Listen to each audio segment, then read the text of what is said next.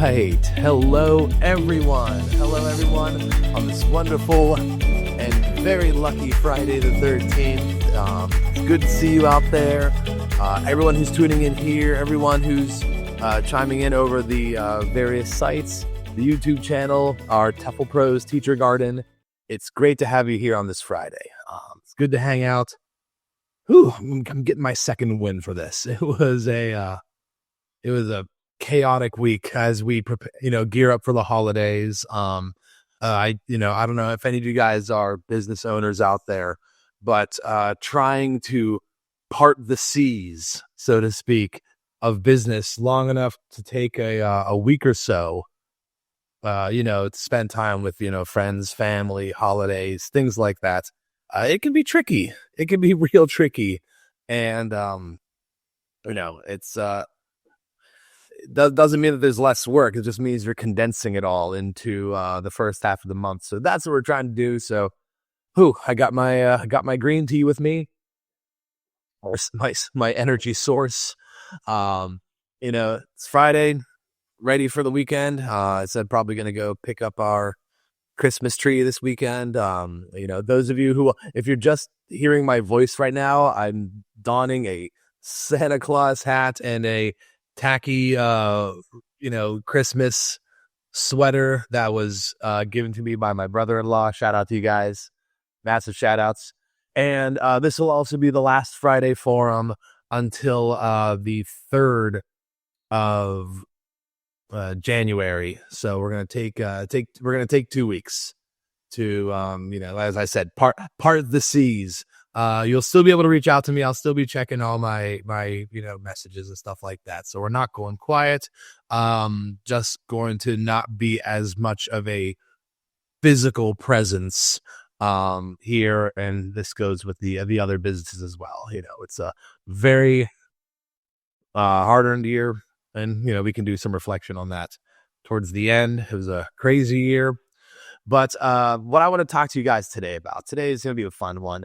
To those of you who've never traveled abroad, those of you who've never been elsewhere, the idea of holiday traditions, and what people celebrate around the world and how, they celebrate the holiday. It's all over the spectrum. It can be very relatable traditions, dealing with the holidays, or they can be absolutely bonkers from the perspective of, let's say, the USA, the UK, Canada, things like that, and I figured, since I'm living in the Czech Republic, since I'm living in Central Europe, we have, for whatever reason, you go to France, Germany, very similar traditions as you would find in North America. But once you cross that border into Czech Republic, you're on another plane of existence. So I figured we could talk about some of that, some of the things that I experienced here, celebrating the holidays. And of course, maybe if you are not from North America, we can kind of compare all of them. And of course, if you want to leave some comments out there, talk about some traditions you have, the more the merrier. And that's one thing I love about traveling abroad and living abroad, is you kind of get to meld all of that together. You get to take your holiday and you get to take their holiday. And it may be the same holiday, but you do it a little bit differently, and you mesh them together and you make this chimera, this hybrid holiday. And frankly, in my world, you can't have enough celebrating. So, more holidays, celebrate as many holidays as you humanly can. There's always a reason to celebrate, always a reason to bring a little bit more joy into the world and your immediate world around you. So let's get into it. Let's talk about Christmas holidays in the Czech Republic. Very interesting, even the concept of Christmas over here, because it seems to be celebrated by everyone. Everyone gets into Christmas. Same thing with Easter. Everyone gets into Easter in the Czech Republic in a very, once again, unique way, but that's a story for 4 months from now. how this country is also not very religious. It's a very atheistic centered country. But don't let that get in the way of your holiday traditions and things like that. So what are some similar things to the USA and the Czech Republic, to North America, to the West? Of course, we do our Christmas trees. We do presents under the trees. You have family together. Usually you have gift opening, wrapping, gift giving. You have a big meal, a big feast to celebrate. You still have Christmas Day, Christmas Eve, things of that nature. And it generally stops there. It gets bizarre. So let's talk about some Czech stuff they do. Stuff here in the Czech Republic. All right. So first off, let's start with the food. All right. We'll always start with food. I'm a big foodie. So in the United States, UK, you might have turkey, you might have ham, things like that. I know I have students who called the American Christmas meal Thanksgiving Part 2, because essentially it could be a lot of the same stuff, reused again, and no one would bat an eye. In the Czech Republic, the main traditional dish is carp, the fish. And how you acquire your carp lends its own traditions over here. So, in the USA, you definitely don't eat a whole lot of carp in general. Here, it's not really a thing everywhere, but Christmas, the carp shows up and it's traditional, and you can either, order just carp meat and take it home and cook it, or you could experience the magic of Christmas by going to almost any street corner a few days before Christmas and having them take a live carp out of this water-filled swimming pool and actually kill it and fillet it right there in front of you. The first time I saw that, I was a little traumatized, but it's part of the Czech Christmas magic. You know what I mean? That, Disney weakened the fairy tales for their movies from Europe. We'll say that. So that's part of the magic. However, if you want to, preserve your carp a little bit more, it's very traditional for some Czech families to take a live carp home and let it live in their bathtub. And so you have a full bathtub and you just have this carp, maybe the size of like your arm, swimming in your bathtub. I've asked Czech families what happens if you only have one bathtub in your house, because I assume you want to be hygienic, and they just kind of say, well, the carp is cleaning himself out by, drinking fresh water, so, you don't have to. The carp is getting clean for everyone else. So they can do that with their carp. All right, so you have your carp, you cut it up, you usually they fry it, it's fried on the stovetop. And what's your side dish? Mashed potatoes, gravy, stuffing, none of that. Potato salad. Potato salad is the side dish in the Czech Republic, and potato salad is generally considered a Christmas food, which of course is different than North America, USA, where potato salad is normally like a barbecue kind of food, a summer, cookout kind of food. I explained that to my students, and they made that Monty Python sound when I described to them that we eat our potato salad in the summertime and we eat our carp all of never. In fact, the first time I brought my wife back to the USA for Christmas, my dad went out to the fish market in Pittsburgh, Holy's Fish Market. It was still there, and he went to the counter and said, "Hello, sir. I would like to order a carp." And the guy looked at him and said, "Why? We have so much better fish than a carp. Why would you? It's an insult to all other fish in the sea, I guess." So that's a little bit different when it comes to food. And also, when you eat carp, prepare yourself to, for the fish bones. The fish bones in carp are like the size of golf tees, and you can just impale the hell out of your mouth with these. I have had some intense Christmas puncture wounds from the mighty carp, and I won't get into the taste. I'll let you come over to the Czech Republic and find out how the carp and the potato salad tastes. Other traditions that take place around the meal is during the meal, everyone has to sit at the table. And if someone gets up from the table before everyone at the table is finished, that means the following year someone will die. What I've come to learn in the Czech Republic, that every tradition here revolves around either death or money. Someone's going to die or someone's going to make money. That it's one of those two things. So that's your death tradition. Your money tradition is that when you've finished with the carp, it's traditional to keep some of the scales of the carp and put them in your wallet and carry them around with you, and that will make sure that your wallet stays full of money. So if you're out there and not doing too well financially, I think I've solved it for you. We can call Dave Ramsey and let him know there's an eighth baby step.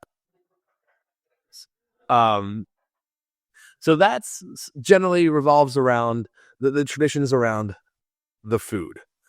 Some other traditions that can take place would be, let's say, this actual celebration of Christmas itself. In the United States, you celebrate that on Christmas Day, 25th. You wake up in the morning, kids go running down the steps, presents under the tree.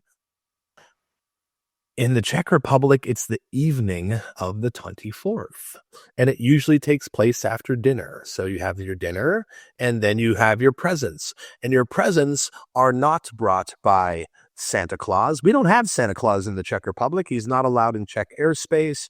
It violates some codes of the Geneva Convention. The Hague Convention, I'm sure, is mentioned in there as well. So we have what's called Ježíšek, or Baby Jesus. Baby Jesus is the patron present bringer. And what he does is he magically appears, leaves presents, rings a little bell, and then poof, he's gone. And your gifts are there. And this part also threw me a little bit because when you open gifts in the USA, it's to Susie from Uncle John, to to my loving husband from my tolerable wife, things like that. In the Czech Republic, it's all Ježíšek. You don't know who got you what. It is all under one firebrand, which is Ježíšek. I goofed on that. I think my first Christmas here, I wrote who it was from, and it was from me and whatnot. And we're probably killed off someone by doing so. Who knows? So you have your gifts giving the evening of the 24th, which if I had known about as a child, I probably would have moved to the Czech Republic 30 years ago. 30 years ago, I would have been here like, I get my presents the night before. So that's an idea behind the idea of the gifts, who's responsible for them, and how it's generally celebrated. There's other small things that you can do if you want to have like a real traditional Christmas. They have what's called the golden pig, where if you do not eat all day and you see a golden pig in your home, it means good luck, things like that. And also, if back in the day, they would pour lead into boiling water and it would make a design, and then someone would decode what it means. There's a great Czech film. If you want to get a very heightened understanding of this, is a Czech Christmas film called Pelishky. spelled Pelisky. The S has little angry eyebrows over it. And that's the best I could do is angry eyebrows. And that is a traditional Czech Christmas film.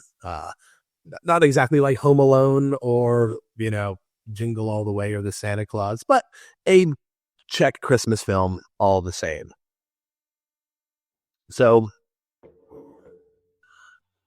when it comes to, let's say, between Christmas and New Year's, generally speaking, you can, of course, you relax, you take your time off work. Of course, in the Czech Republic, you do have mandatory holiday time that is granted to you by the Czech government, which is real nice. I find, it's nice to get some mandatory time off by the Czech government, and then that sets you up for New Year's, for the holidays, New Year's. And that's kind of where, we ring in the new year the same way as people do in the United States. However, there's a, there's a subtle difference, and that is how people celebrate their New Year's in the Czech Republic versus the United States. So mind you, we're 6 hours ahead of you. So at around 6 o'clock in the afternoon, if you're on the East Coast of the United States, if you're on the East Coast, 6 o'clock, find some Czech live footage. It'll be all over the place. And you can see how wild it gets over here, because it is a party on New Year's Eve in the Czech Republic. So what people do generally is two things: drink profusely and set off fireworks. And these fireworks go in every single direction but up. You had these drunken 18-year-olds lighting M80s and throwing them. So it's a pretty wild time. I think Stephen Colbert did a New Year's Eve in Prague a few years back, and I think he mentioned it on the Late Show. And it was accurate. I did one New Year's Eve in the heart of Prague, and that's all I needed. It was too wild for me. It was crazy, but the videos of it are, it's nuts to watch. So that's something cool. It's a little bit more, it's not as formal as maybe the USA, where you would get together with lots of friends, have a party, or go out to dinner, or go downtown and do some family friendly stuff, see some live music. Here, it's just kind of wild. It's just kind of wild for New Year's Eve. So those are a lot of the typical practices and traditions in the Czech Republic. So I said, in the comments below, if you would like, just leave what goes down in your neighborhood. How do you celebrate your holidays with your family, with your friends, your loved ones, with New Year's Eve, Christmas, all those things. I'm sure the entire community would love to hear about that. How everyone celebrates Christmas and New Year's and the holidays in between, in different special ways. I think that's a very cool customary thing to start to understand, and maybe that can be an influence for someone to check out somewhere else because of their zany holidays, things like that. And I think that's going to be it to cover for the holidays. As I said before, this will be our last one till after New Year's, and I'll let you know how that was on January 3rd. But also, like I said, we can recap the year together. It was a big year for all of us. If you're here in this group, if you're listening to this, if you're part of the TEFLPros Teacher Garden or the TEFLPros course itself, it's a big year for you. You might just be starting. We've onboarded quite a few people in the past couple weeks. If you're just getting started, that's great. Your 2025 is going to be huge. For me, it was a renaissance. It was a renaissance, and it was the first domino to fall that led to right now. Coming into TEFLPros. A lot of this was unexpected. A lot of this is, of course, it's been exciting. It's been awesome. The TEFL community, the TEFL ecosystem, the people I've spoken to over the last couple months have been wonderful. It's been so cool being able to grow and grow with you guys. That's been cool. I've never really recorded a voice, my voice, and made like podcasts and YouTube audios and things like that, and teachers gardens meetups. I've never done this stuff before. I've always been a piece of the companies I was in. I'm not used to being the face. So this is something that I'm growing into, and I'm thanking all of you guys for the kind words, the encouragement, and I hope I can reflect that back to you as you take a step maybe out of your comfort zone. As you get into your new roles, as you explore this new ecosystem, as you explore this new career, we are going to get out of our comfort zones, and we will do it together. And I'm excited to be a part of that. And everyone who's with us on this course, Elaine, Andra, Whitney, all seasoned vets, and they're all excited to help you guys along your way, whether it's getting you through the course, whether it's making sure you understand, where you're getting into, by taking this course and what awaits you on the other side of this course. These are all things that we've set up to make this course go into the next year and be stronger, than it was in the past. The idea is to grow and build and grow and build, and it's not going to stop where it is right now. This is just a spot along the way, and we're learning new things. We're learning new things about ourselves. We're learning new things about how the TEFL world is growing and changing and modifying. I'll be the first to say, it's not the same thing year in, year out. It's changing, it's modifying, and I think we need to change and modify with it. And I that's why I love the live aspect of what we do with our Friday forums, with our teachers garden, with the topics, with being able to find new jobs and new expectations, things of that nature. So those are all very important things I think will be taken into the new year with us. And I'm very excited for it. I'm very excited to see where we're going to be. I'm very excited to see where you're going to be. And, this time next year, hopefully my sweater still fits and the hat still fits on my head. I don't think my head has gotten too big, with all that's been going on and whatnot. But I mean, I don't want to turn this into an acceptance speech either, but there's so many people out there who have made what we do. And I said, it's, of course, the business partners, they're great, wonderful people. I had lunch with the director of Aspena today. She's wonderful. She's so excited to grow with us and grow with you. People from Scrivonic, the Terrace Tech guys, the tech team, shout out.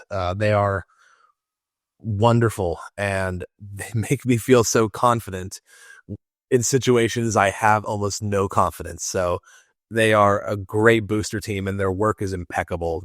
This whole everything that is TEFLPros is what was their design. So shout out to them. Those who cheered us on, those who helped us, the team, Elaine, Andra, Whitney, who I owe my, this whole thing is a beast of her design. And I was just, given a beautiful, bedazzled steering wheel, so to speak.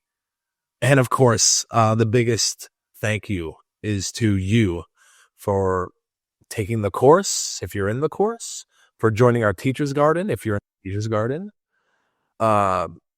for listening to us on, YouTube, the podcast stations, wherever you found us, social media, things like that. If you're listening, thank you. We are growing and we are putting more resources into various corners, and I can't wait to see what the new year holds. Just because I won't be recording doesn't mean that I will not be working with TEFLPros to set up an amazing new year. So I think today will be short and sweet, but thank you again. I know I've said it like 60 times. Thank you so much for everything. We'll see you in the new year. Please have a safe and happy holidays to you, your friends, your family. Once again, keep chatting us up. If you know someone who wants to take our course, hit me up personally. I can send you some discount codes.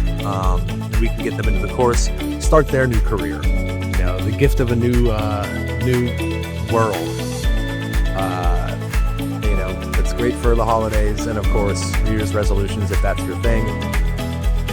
Cool, make a New Year's resolution for you. So, thanks everyone again from the bottom of my heart, from all of us at TEFLPros. Take care of yourselves. See you in 2025.